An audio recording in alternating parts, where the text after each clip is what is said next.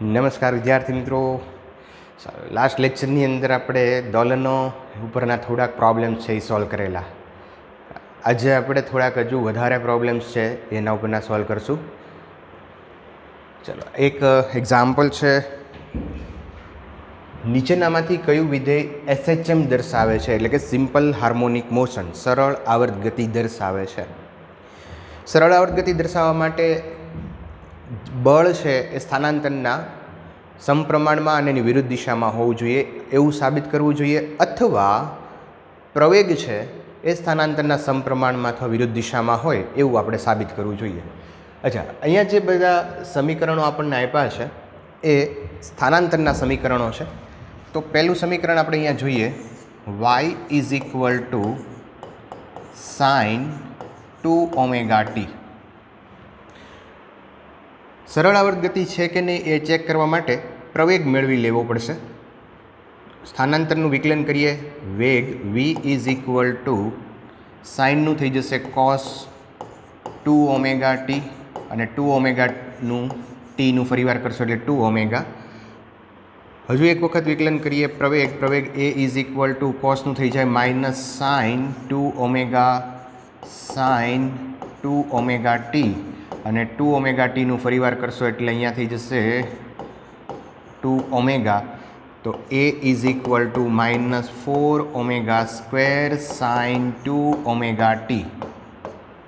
અચ્છા, હવે a is equal to minus અહીંયા સાઇન 2ωtની જગ્યાએ મૂકી દઈએ y, તો માઇનસ 4ω² y. ઓકે, 4 અને ઓમેગા બંને કોન્સ્ટન્ટ છે, then a proportional to minus y. તો પ્રવેગ છે એ સ્થાનાંતરના સમપ્રમાણમાં છે, માટે આ સરળ આવર્ત ગતિ દર્શાવે છે.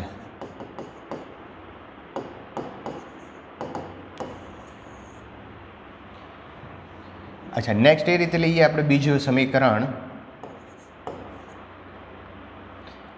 y is equal to sine ωt plus 2 cos ωt.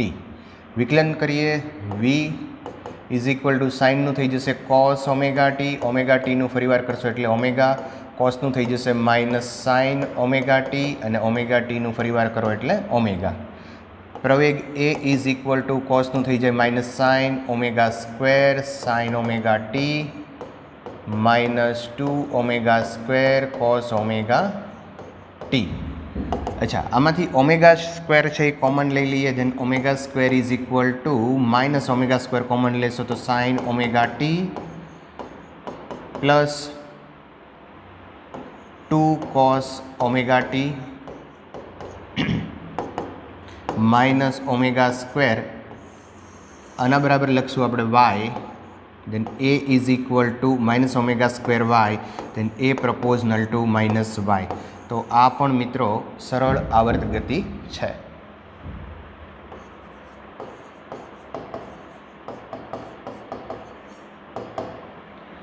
અચ્છા, ત્રીજું જે છે એ હું તમારા માટે હોમવર્કમાં છોડું છું મિત્રો. 2 વખત એનું વિકલન કરશો એટલે તમને પ્રવેગ મળી જશે, અને પ્રવેગ જો સ્થાનાંતરના સમપ્રમાણમાં અને વિરુદ્ધ દિશામાં હોય તો કહી શકાય કે સરળ આવર્ત ગતિ છે, અને જો ન હોય તો આપણે ના પાડી દેવાની, સરળ આવર્ત ગતિ નથી. Okay, clear? યસ. ચાલો, નેક્સ્ટ ક્વેશ્ચન લઈએ આપણે. એક વસ્તુ 4 સેકન્ડ જેટલા આવર્તકાળ અને 5 સેન્ટીમીટર જેટલા કંપ વિસ્તારથી સરળ આવર્ત ગતિ કરે છે. જો વસ્તુ દોલનના કેન્દ્રથી ગતિની શરૂઆત કરતું હોય તો x બરાબર 0 પાસેથી સમયની શરૂઆત થાય છે, તો જુદી જુદી વસ્તુઓ છે એ આપણે મેળવવાની છે. દોલનની આવૃત્તિ, સ્થાનાંતર, મહત્તમ પ્રવેગ અને 3 સેન્ટીમીટર સ્થાનાંતર હોય ત્યારે એનો વેગ. અચ્છા, ચાલો, તો પહેલી વસ્તુ આપણે અહીંયા જોઈએ, 4 સેકન્ડ જેટલા આવર્તકાળ અને 5 સેન્ટીમીટર જેટલા કંપ વિસ્તારથી. તો આવર્તકાળ 4 સેકન્ડ છે, અને આવર્તકાળ ઉપરથી આવૃત્તિ મેળવીએ. આવર્તકાળ અને આવૃત્તિ એકબીજાના વ્યસ્ત છે, ધેન આવૃત્તિ f is equal two 1/t અને 1/4. 1/4 એટલે 25 સેકન્ડ ઇન્વર્સ અથવા તો હર્ટ્ઝ. 0.5 સેકન્ડે સ્થાનાંતર મેળવવું છે. સ્થાનાંતર માટેનું સૂત્ર છે y is equal to a sine omega t plus phi. પણ પ્લસ ફાઈ એટલે અહીંયા ફાઈની વેલ્યુ આપણે 0 લેશું કારણ કે આ કેન્દ્રથી શરૂ થાય છે, દેન ફાઈ ઇઝ ઇક્વલ ટુ 0. એનો જે પ્રારંભિક કળા છે એ 0 થાય. ઓકે, 0.5 સેકન્ડે સ્થાનાંતર મેળવવું છે તો એક આપણે પહેલાં ઓમેગા અહીંયા મેળવવો પડશે. Then omega is equal to 2 πf. 2 pi એફની વેલ્યુ છે 0.25 એટલે અહીંયા થઈ જશે 0.5 pi. Then Y is equal to A કંપ વિસ્તાર 5 સેન્ટીમીટર સાઇન 0.5 અથવા તો π/2 મલ્ટીપ્લાય 0.5 એટલે π/2 1/2 સાઇન π/4. સાઇન π/4 એટલે 45 અને 45ની વેલ્યુ છે 1/√2. તો y is equal two 5 multiply 1/√2 centimetre. તો 0.5 સેકન્ડ એનું સ્થાનાંતર છે 5/√2. વસ્તુનો મહત્તમ પ્રવેગ ગોતવો છે. મહત્તમ પ્રવેગ A maximum is equal to minus omega square A. ઓમેગાની વેલ્યુ છે 0.5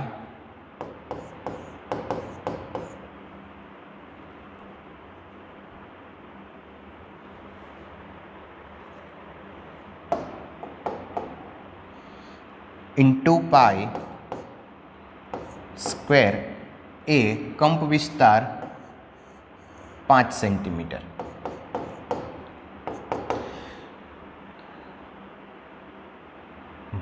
પોઈન્ટ 5 એટલે 0.25 ગુણ્યા 5 ગુણ્યા પાઈ સ્ક્વેર. તો 1.25 ઇન્ટુ પાઈ સ્ક્વેર મીટર પર સેકન્ડ સ્ક્વેર. આ મિત્રો એનો પ્રવેગ થઈ જશે.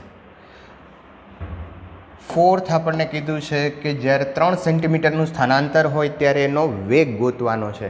ઓકે, તો વેગનું ફોર્મ્યુલા છે v is equal to omega √a² minus y². ઓમેગાની વેલ્યુ છે 0.5 પાઈ, √a² એટલે 5નો વર્ગ, y² એટલે 3નો વર્ગ. 0.5 પાઈ 25 માઇનસ 9 એટલે 16, 16નું વર્ગમૂળ 4, 4 ગુણ્યા 5 એટલે 20 અથવા 0.1 આપી એટલે 2 ઇન્ટુ પાઈ. વેલોસિટી આવશે 2 પાઈ મીટર પર સેકન્ડ. Okay, clear? ચાલો નેક્સ્ટ પ્રોબ્લેમ લઈએ આપણે. એક કણ તેના ગતિમાર્ગના અંતિમ સ્થાનથી સરળ આવત ગતિ શરૂ કરે છે. ગતિમાર્ગના અંતિમ સ્થાનથી આને ધ્યાનમાં રાખશું આપણે. જો અંતિમ સ્થાનથી શરૂ કરે તો એની પ્રારંભિક કળા છે એ 3π/2 થાય અને 1 સેકન્ડમાં તે તેના કંપ વિસ્તારથી અડધું અંતર કાપે છે. તો આ ગતિનો આવર્તકાળ નક્કી કરો. અચ્છા, અહીંયા આપણને પરિસ્થિતિ શું આપી છે કે 1 સેકન્ડમાં કંપ વિસ્તારથી અડધું અંતર કાપે છે. ગતિનો આવર્તકાળ ગોતો. તો આપણી પાસે સમીકરણ છે y is equal to a sin omega t plus phi. અચ્છા, કંપ વિસ્તારથી અડધું અંતર કાપે છે એટલે એનું જે સ્થાનાંતર છે એ a/2 થશે. કંપ વિસ્તાર a સાઇન ઓમેગાની જગ્યાએ લખશું આપણે 2π/t મલ્ટીપ્લાય ટાઈમ લેશું 1 સેકન્ડ પ્લસ 3π/2. એ કેન્સલ થઈ જશે. દેન 1/2. અહીંયા 3π/2 છે એટલે વિધેય બદલાઈ જશે મિત્રો, cos 2π/t. અચ્છા, કોસની વેલ્યુ 1/2 ક્યારે થાય? તો કોસની વેલ્યુ છે એ π/6 હશે ત્યારે એ 1/2 થશે. દેન 2π/t π/6 60 ડિગ્રી π/3 એટલે cos 60 બરાબર cos 60ની વેલ્યુ 1/2 છે એટલે 2π/t is equal to π/3. Pi cancel થઈ જશે. t is equal to 6. t is equal to 6 second. Okay, ચાલો નેક્સ્ટ પ્રોબ્લેમ લઈએ આપણે. એક હાર્મોનિક દોલકનો કંપ વિસ્તાર એ છે. જ્યારે દોલકનો વેગ મહત્તમ વેગથી અડધો હોય ત્યારે દોલકનું સ્થાન નક્કી કરો. ઓકે, તો અહીંયા મિત્રો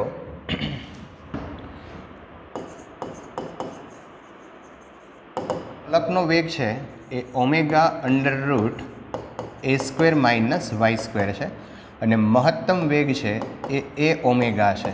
તો જ્યારે દોલકનો વેગ મહત્તમ વેગ કરતાં અડધો હોય ત્યારે દોલકનું સ્થાન નક્કી કરવાનું છે, એટલે વાય નક્કી કરવાનો છે મિત્રો. તો અહીંયા આ ઓમેગા ઓમેગા કેન્સલ થઈ જશે, બે બાજુ આપણે વર્ગ કરી નાખીએ તો a² - y² = a²/4. 4 અહીંયા મલ્ટીપ્લાય કરીએ તો 4a² - 4y² = a². 4a² - a² = 4y². અચ્છા, અહીંયા થઈ જશે 3a² = 4y². then y² = 3/4 a² and y = √3/2a. √3/2a. Simple? Yes. Okay, ચાલો નેક્સ્ટ લઈએ. x1 અને x2 ના સ્થાન પર રહેલા સરળ આવર્ત ગતિ કરતા કણના વેગો અનુક્રમે v1 અને v2 છે. તો એના આવર્તકાળ અને કંપ વિસ્તાર મેળવો. અચ્છા, x1 અને x2 સ્થાન પર રહેલા કણના ગતિના વેગો v1 અને v2 છે. then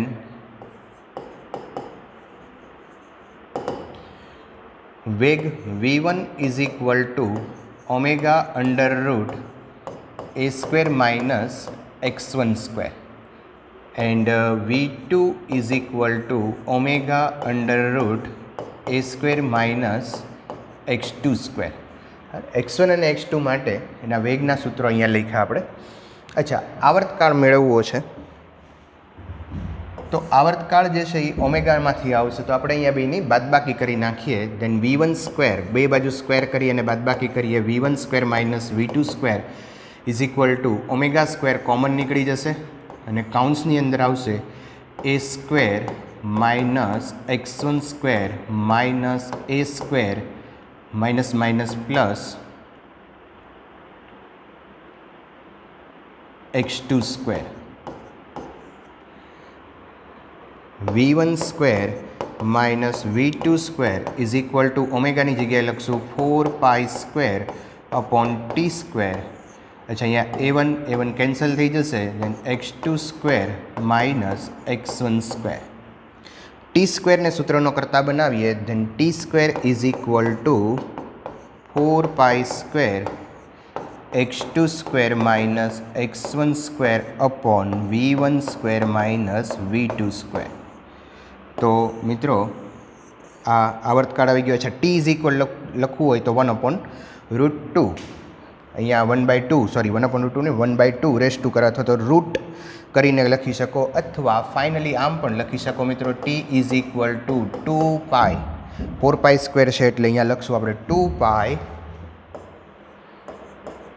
x2² - x1² / v1² - v2² rays to 1/2. તો આ આપણો answer.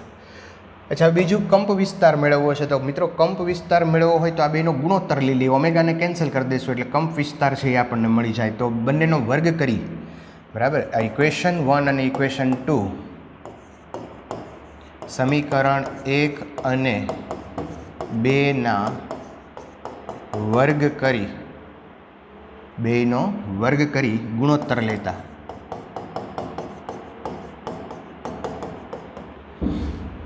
then v1² / v2² is equal to a² - x1² /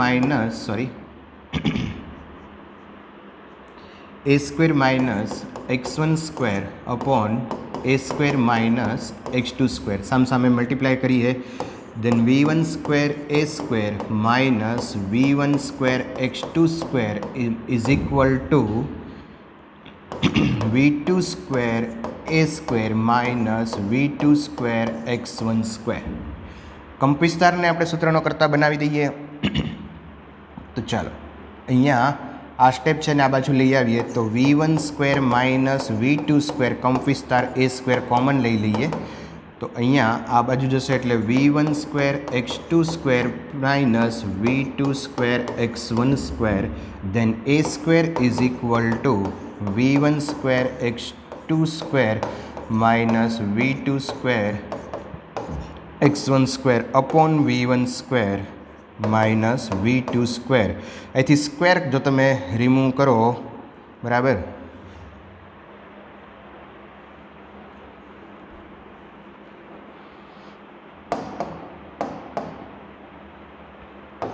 અહીંથી સ્ક્વેર આપણે રિમૂવ કરીએ તો આને રૂટમાં લેવું પડશે. તો a is equal to v1 square x2 square minus v2 square x1 square upon v1 square minus v2 square raise to 1/2.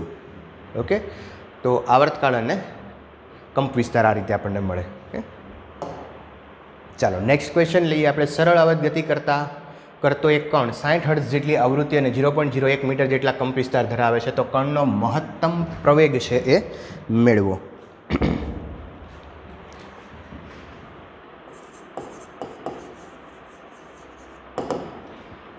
મહત્તમ પ્રવેગ મેળવવા માટે v is equal to a omega formula છે.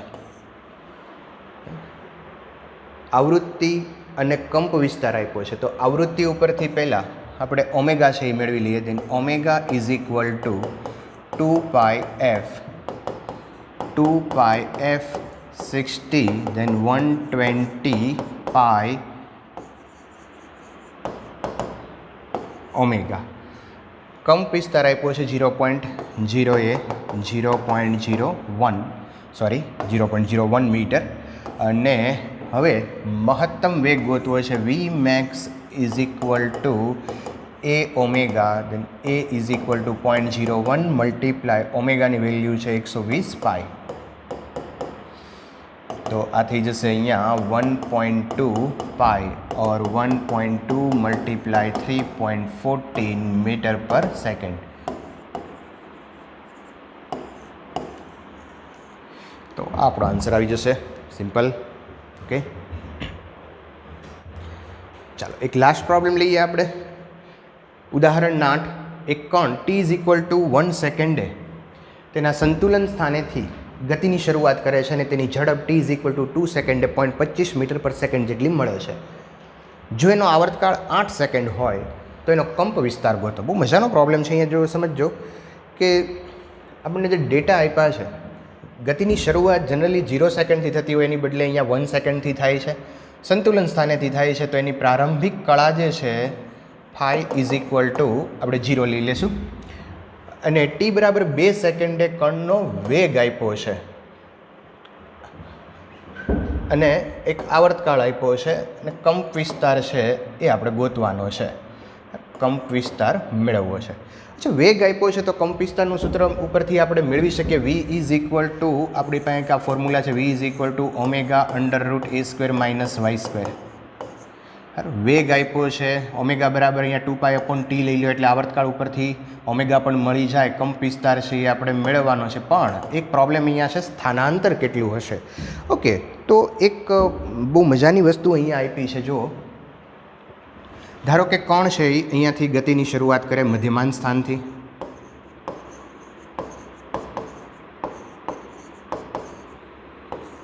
મહત્તમ એના કંપ વિસ્તાર સુધી થાય. મહત્તમ સ્થાન પ્લસ એ સુધી જશે. નીચે પણ મહત્તમ એના સ્થાન એટલે કે કંપ વિસ્તાર માઇનસ એ સુધી જાય. અચ્છા, તો થિયરી પોર્શનની અંદર આપણે એવું ભણી ગયા છીએ કે જ્યારે દોલક જે છે એને મધ્યમાન સ્થાનથી મહત્તમ સ્થાન સુધી આવવું હોય તો એના માટે જે સમય લાગે છે એ t/4 હોય છે. બરાબર, એનું સ્થાનાંતર જે છે એ જેટલું હોય ત્યારે સમય છે એ કેટલો લે છે? t/4 જેટલો સમય લે છે. એનું જ્યારે સ્થાનાંતર છે એના કંપ વિસ્તાર જેટલું થાય ત્યારે અહીંયા સુધી પહોંચવા માટે એનો સમય છે એ t/4 હોય.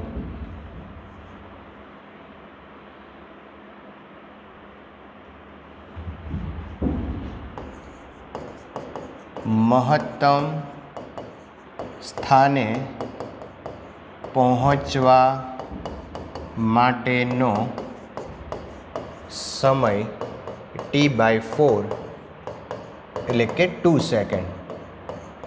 અચ્છા, તો મહત્તમ સ્થાને જ્યારે પહોંચશે ત્યારે કેટલી સેકન્ડ થઈ હશે? 2 સેકન્ડ. પણ 2 સેકન્ડની ગણતરી મિત્રો અહીંયા જે છે એને અહીંથી અહીંયા સુધી આવવા માટે 2 સેકન્ડ થાય છે, બરાબર? જ્યારે t=0 હોય ત્યારે, t=0 હોય ત્યારે. પણ આપણો કણ જે છે એ ગતિની શરૂઆત t=1 સેકન્ડે કરે છે, તો 1 સેકન્ડે કરે તો એ ફરી પાછો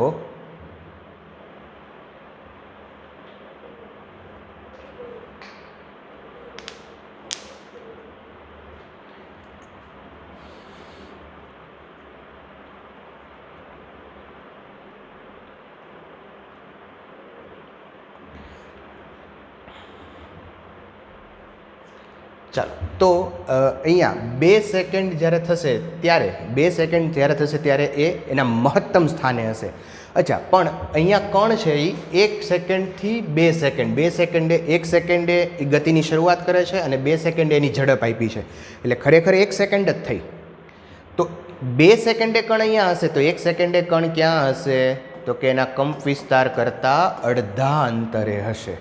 આ બહુ મહત્ત્વની વાત આવી મિત્રો, આ બહુ જ મહત્ત્વની વાત આવી છે, બરાબર? કે અહીંયા કંપ વિસ્તાર કરતાં અડધા અંતરે હશે, કારણ કે કણ ગતિની શરૂઆત 1 સેકન્ડે કરે છે, બરાબર? ગતિની શરૂઆત 1 સેકન્ડે કરે છે. અચ્છા, અહીંયા પહોંચવા માટે એને સમય લાગે છે 2 સેકન્ડ, પણ અહીંથી શરૂઆત જ 1 સેકન્ડે કરે છે, તો 1 સેકન્ડ t=1 સેકન્ડ, બીજી 1 સેકન્ડ એટલે 2 સેકન્ડ થઈ ગઈ. તો 2 સેકન્ડે કણ ક્યાં હશે? એનું સ્થાનાંતર a/2 કંપ વિસ્તાર કરતાં અડધા અંતરે હશે. ફરી એક વખત સમજી લેજો કે જો t=0 થી અને કણે ગતિની શરૂઆત કરી હોત તો એ 2 સેકન્ડે અહીંયા હોત, બરાબર? પણ અહીંયા તમે જુઓ કે કણ 1 સેકન્ડે શરૂઆત કરે છે અને 2 સેકન્ડે એનો વેગ આપ્યો છે, એટલે જે ડિફરન્સ છે એ 1 સેકન્ડનો જ છે. 1 સેકન્ડ પછી કણ ક્યાં હશે? કારણ કે 1 સેકન્ડે શરૂઆત કરી છે, 1 સેકન્ડે એનો વેગ આપ્યો છે, તો 1 સેકન્ડ પછી કણ ક્યાં હશે? તો કે 1 સેકન્ડ પછી કણ એના મહત્તમ સ્થાનાંતરના અડધા અંતરે હશે, બીજી 1 સેકન્ડે અહીંયા હશે, એટલે 2 સેકન્ડે અહીંયા હશે. પણ આપણને રકમ મુજબ જોઈએ તો 1 સેકન્ડે જ આપણે એનું સ્થાનાંતર ગોતશું, અથવા તો 1 સેકન્ડે જ એનો આ વેગ આપ્યો છે, બરાબર? તો એનું સ્થાનાંતર કેટલું થઈ જશે મિત્રો? y=a/2. યસ, બહુ મહત્ત્વની વાત. હવે આપણે આ ફોર્મ્યુલા વાપરીએ, v=ω√a² - y². ચલો, વેગ આપ્યો છે અહીંયા 0.25, ઓમેગાની જગ્યાએ લખશું 2π/t, ટીની વેલ્યુ આપી છે 8, √a² - a²/2. ચલો, 25 × 200 થઈ જશે. 0.25 × 8 = 2π √2a² - a²